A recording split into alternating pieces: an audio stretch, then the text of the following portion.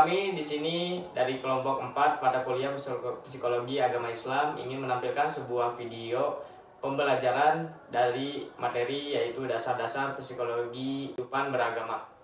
Yang mana untuk memenuhi tugas ujian tengah semester yang diampu oleh Ibu Dr. Irianti Usman, MA. Menurut kamu, kenapa sih manusia itu bisa beragama? Terus ada nggak sih kayak teori-teori dasarnya gitu yang mendasari keberagamaan manusia ini? Ada teori dasar kenapa manusia itu bisa beragama. Cuman sebelum masuk kenapa ke teori dasar manusia itu bisa beragama itu, kita balik dulu ke awal tentang definisi agama. Kalau di bahasa Sanskerta itu agama itu berarti tidak berbentuk gitu kan, teratur gitu kan. Kalau misal dari kata agama sendiri, A itu kan tidak agama itu kan kacau, berarti tidak adanya kekacauan. Nah, kalau misalnya dari teori dasarnya kenapa manusia itu beragama itu menganggap bahwa manusia itu didorong oleh suatu insting yang dimana kenapa manusia itu bisa mendapatkan agama gitu. Nah, ada 3 insting menurut McDougall itu tuh menyebutkan bahwa kenapa manusia itu bisa beragama. Yang pertama itu ada curiosity atau rasa ingin tahu, dimana manusia itu pasti ingin mencari tahu kenapa dia ada di bumi, kayak misalnya menanya-nanyakan tentang makna hidup segala macam seperti itu. Terus yang kedua itu ada rasa takut, fear, dimana manusia itu di saat ketakutan dia itu butuh tempat atau pelindung gitu. Nah, yang ketiga itu ada subjection atau perasaan tergantung. Jadi manusia itu kan makhluk sosial, dimana dia itu butuh tempat untuk menggantungkan diri. Nah, selain 3 insting yang ada di dalam manusia, setiap individu manusia itu ada emosi-emosi yang menjadi faktor lain kenapa manusia itu beragama. Yang pertama itu ada rasa takjub. Nah, kalau rasa takjub itu sama halnya dengan rasa heran, tapi lebih ke positif gitu. Nah, yang kedua ini ada rasa kagum, terpesona gitu, kayak gitu-gitu. Nah, bisa ditarik kesimpulan itu bahwa agama pada diri seseorang itu sebenarnya sudah ada sejak manusia itu lahir, sejak manusia itu berasal gitu kan. Nah, insting itu melekat pada tiap-tiap individu manusia seperti itu. Lalu itu kan masuknya berarti ada fitrah di dalam tiap-tiap individu manusia ya. Nah, ada dasar fisiologis atau dasar biologis kenapa manusia itu bisa beragama. Nah, kalau misalnya dari fisiologis atau biologis itu ada penelitian tahun 90-an di California University. Itu tuh meneliti subjek, satu kumpul subjek itu orang, dan mengamati si subjek ini sedang berdiskusi tentang agama. Nah, diamati tuh otaknya dengan alat yang digunakan. Nah, ditemukan ada satu titik di otak itu yang aktif ketika subjek ini tuh berbicara tentang atau mendiskusikan tentang agama. Nah, titik yang aktif ini di otak ini tuh disebut sebagai God spot gitu. Nah, tapi di ada dokter Taufik itu salah satu peneliti saraf neurologi di Indonesia, itu tuh menentang gitu, bukan menentang ya, kurang setuju akan pendapat tentang titik God spot di otak itu. Dia itu menyatakan bahwa ada sebenarnya di otak itu bukan titik God spot, tapi itu disebut dengan titik God modul gitu. Jadi situ tuh ada sirkuit, di dalam otak tuh ada sirkuit di mana situ tuh ada beberapa komponen otak itu tuh yang ketika manusia atau individu ini tuh mendapat stimulasi dari dalam dirinya atau dari luar itu tentang spiritualitas agama. Nah, di situ otak tuh bakal mengaktifkan satu komponen yang ada di otak gitu. Nah, itu tuh namanya disebut sama Dr. Taufik itu sebagai God modul seperti itu. Nah, yang kedua itu ada dasar psikologis yang menyebabkan manusia itu bisa beragama gitu kan.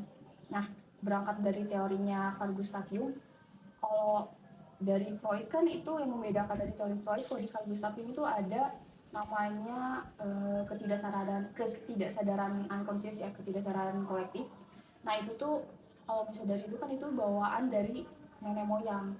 Nah, jadi kalau misalnya di agama Islam itu ada di Quran surat Al-Anfal surat ke-7 ayat 172. Di situ tuh menyebutkan bahwa sebenarnya manusia itu dari dilahirkan itu, sebelum dilahirkan itu sudah ada perjanjian dengan Tuhannya yang membahas tentang dia itu akan seperti ini di dunia, akan beragama segala macam. Cuman karena perjanjian itu terjadi di di bawah alam ketidaksadaran manusia, jadi makanya manusia itu tidak bisa menyimpan atau mengingat memori ingatan seperti itu.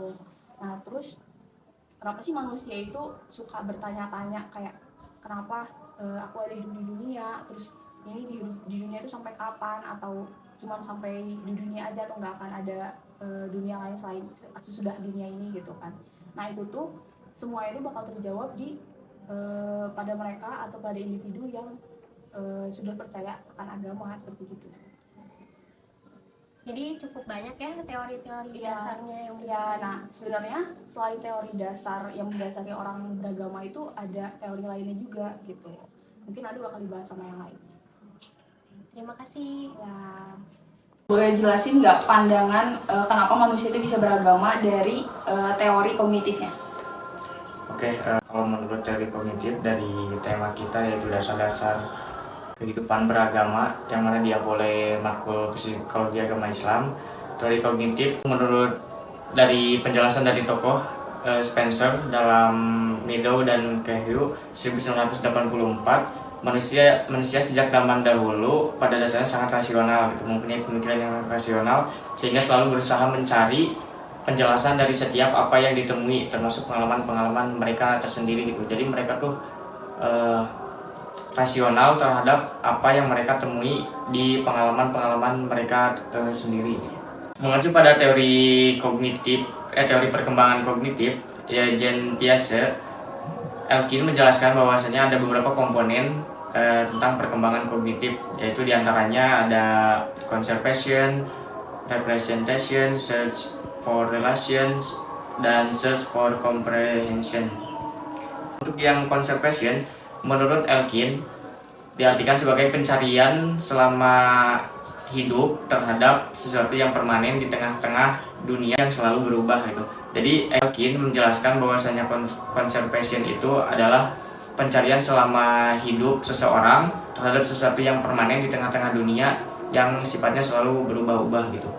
Nah, dan untuk yang kedua ada representation yang sama dijelaskan oleh Elkin, yang mana menyebutkan bahwa pemikiran manusia selalu berusaha membuat simbol-simbol yang mewakili sesuatu dalam realitas gitu. Jadi manusia itu memiliki pikiran simbol-simbol dan untuk diwakilkan kepada kehidupan yang nyata gitu, kayak realitas. Kayak contohnya tuh seperti anak kecil. Anak kecil memiliki pemikiran simbol kepada ibunya, menyebut nama ibunya itu adalah sebagai simbol. Jadi bagaimanapun juga anak itu menyebut nama ibu sudah dipastikan bahwasanya ibu itu adalah figur dari anak tersebut gitu. Dan yang ketiga ada search for relation. Seseorang selalu berusaha memahami keterkaitan antara hal yang satu dengan yang lainnya. Jadi contohnya itu kita selalu memahami antara keterkaitan hal yang satu dan hal yang lainnya gitu. Dan yang untuk terakhir, search for comprehension. Manusia memiliki pemahaman yang global tentang segala sesuatu dalam kehidupan di dunia dan alam semesta. Jadi manusia itu memiliki pemahaman serta pemikiran yang global gitu, yang cakupannya tuh luas gitu, tentang segala sesuatu yang ada di dunia dan di alam semesta gitu. Oke, mungkin cukup sekian penjelasan dari saya tentang teori kognitif. Jadi kalau misalnya dibahas sama materi sebelumnya tentang teori dasar kenapa manusia itu beragama, itu ada kaitannya, berarti penjelasan yang tadi itu ada kaitannya sama tiga unsur intrinsik yang tiga unsur insting yang dimiliki manusia. Kenapa manusia itu beragama, yaitu unsur curiosity atau rasa ingin tahu gitu. Jadi emang fitrahnya manusia itu beragama itu ya emang benar kata McDougall, yaitu ada salah satu insting yang dimiliki setiap manusia seperti itu. Mungkin itu ya. Cukup sekian penjelasan dari saya khususnya, dan terima kasih kepada moderator yang telah menanyakan pertanyaan kepada saya. Sekian dan terima kasih. Assalamualaikum warahmatullahi wabarakatuh. Nah, tadi kan udah dijelasin teori-teori yang sebelumnya. Sekarang kalau menurut pandangan teori emosi itu kayak gimana sih? Jadi di dalam teori emosi ini kan cukup banyak ahli gitu yang mengungkapkan teori tentang dasar-dasar emosional dari munculnya agama dan keberagaman seseorang. Nah, pandangan yang paling umum adalah bahwa manusia itu sangat lemah gitu kan terhadap untuk menghadapi berbagai macam fenomena kayak misalnya bencana atau masalah gitu. Nah, kayak misalnya kan ada musibah, bencana alam, terus penyakit, kesulitan dan lain-lainnya itu manusia tuh pasti mencari pemecahan masalahnya itu kan. Nah, jadi ketika manusia ini sudah sampai pada titik yang dia ini udah nggak bisa gitu kan untuk menyelesaikan masalahnya itu sendiri, dia ini kayak mencari pertolongan gitu kan. Nah, si manusia ini kan udah menyadari bahwa permasalahannya ini nggak bisa diselesaikan sama manusia juga gitu. Jadi mereka ini mencari pertolongan pada Tuhan. Terus dengan apa ya? Bahkan sekarang itu kan udah zamannya berkembangnya teknologi gitu kan. Nah, walaupun misalnya kita ini udah ngecek gitu sebelum berangkat, kayak misalnya mobil udah dicek dulu kayak gini-gini, tapi pas di jalan tiba-tiba ada kecelakaan atau mobilnya tiba-tiba meledak atau gimana, itu kan bukan kuasa kita gitu kan, di luar kendali kita itu.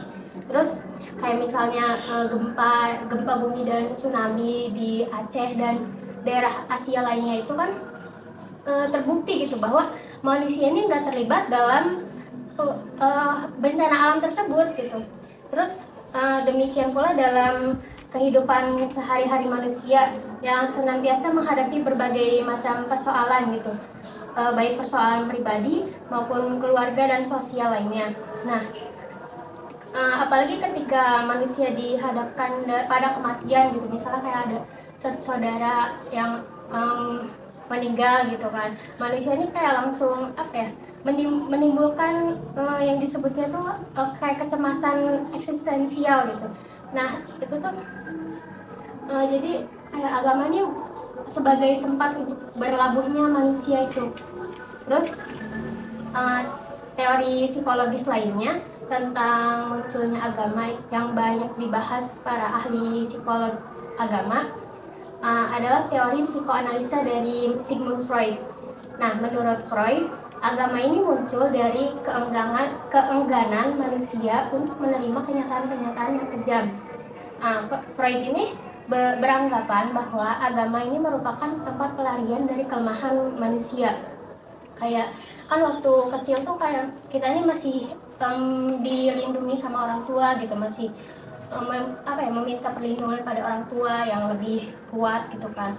Tapi pas udah seiring berjalannya usia gitu, kita tuh pasti udah sadar gitu kan kalau orang tua juga punya keterbatasan, nggak semuanya mereka itu bisa gitu kan. Jadi ketika mereka itu tidak bisa membantu kita gitu, kita tuh meminta pertolongannya kepada Tuhan. Mungkin segitu saja ya yang dari teori emosi. Kan tadi udah dijelasin tuh ada kenapa orang atau manusia itu bisa beragama, tuh kan udah dijelasin teori kognitifnya, teori dasarnya, terus ada teori emosinya. Boleh nggak sih dijelasin dari teori lainnya gitu? Oke, kalau teori lain tuh ada terbagi menjadi dua teori. Yang pertama ada teori sosial, yang kedua ada teori aktualisasi diri. Pertama itu kenapa kita membahas teori sosial, karena menurut teori ini keberagaman seseorang itu bisa timbul karena pengaruh sosialnya. Jadi dengan kata lain itu dari dasarnya meniru atau modeling. Maksudnya itu meniru kayak kita lahir dari orang tua kita. Kan kita nggak bisa menentukan apa agama kita pada masa bayi ya. Nah, karena pengaruh sosial itu, kalau orang tua kita Islam, otomatis kita bakal masuk Islam ya. Kalau orang tua kita Kristen, Buddha, dan agama lainnya, kita bakal otomatis masuk ke agama apa yang dianut oleh orang tua kita. Nah, sedangkan kalau teori aktualisasi diri itu, aliran ini berpandangan kalau manusia punya potensi transendal yang mampu menjangkau di luar alam yang nyata. Jadi maksudnya tuh mereka kalau udah dewasa mungkin bisa menentukan mereka mau masuk agama apa karena mereka mampu Pilihan, ya. ya masuknya ke pilihan. Kalau selain teori-teori yang aku sebut tadi, ada juga menurut Harjana mengemukakan beberapa konsep psikologis yang dapat digunakan untuk menjawab pertanyaan mengapa orang bisa beragama itu ada 4. Yang pertama untuk rasa aman dan nyaman mereka. Jadi rasa aman itu kan dibutuhkan banget dalam kehidupan manusia di dunia. Menghadapi berbagai macam ancaman bahaya baik fisik maupun psikologis. Kalau fisik misalkan kita kayak dapat gempa bumi atau enggak bencana-bencana alam. Nah, itu kan kita pasti punya pegangan agama untuk kita berdoa. Kalau psikologis itu kayak misalkan kita dapat ancaman atau teror, fitnah, dan persoalan antara manusia-manusia lainnya, kita pasti bakal berdoa ke Tuhan. Kalau yang kedua itu ada menemukan penjelasan. Nah, kalau menemukan penjelasan itu secara otomatis agama bisa memberikan penjelasan terhadap berbagai fenomena yang tidak dapat dijelaskan oleh pikiran manusia. Jadi kita dapat jawabannya dari agama yang kita anut. Kalau yang ketiga ada pembenaran praktik kehidupan dan menemukan tata nilai. Itu maksudnya kayak kita bisa beradab melewati agama yang kita pelajari, sopan santun dan cara menghargai orang tua. Pasti diajarin kan ya. Nah, kalau yang keempat itu ada memuaskan kerinduan kepada Tuhan. Misalkan kayak kita sudah terpenuhi semua kebutuhan kita di dunia, sama teman, sama keluarga, sama orang-orang yang kita sosialisasikan. Nah, sedangkan kita juga butuh untuk memenuhi psikologis kita kepada Tuhan gitu. Jadi pasti bakal butuh Tuhan. Jadi ada faktor lain, maksudnya agama itu tidak hanya dari turunan, tapi di sisi lain juga pasti ada titik manusia itu memilih agama itu sendiri. Ya. Dan itu tuh sama aja sebenarnya dengan satu tujuan buat mendekatkan diri dengan Tuhan yang seperti itu. Iya, mendekatkan. Terima kasih udah Iya. menjelaskan. Sekian mungkin penjelasan dari kami selaku anggota dari kelompok 4 yang sudah menampilkan video pembelajaran tadi. Mohon maaf apabila ada kesalahan dalam penyebutan ataupun penjelasan yang kurang jelas. Wassalamualaikum warahmatullahi wabarakatuh. Bye Bye guys.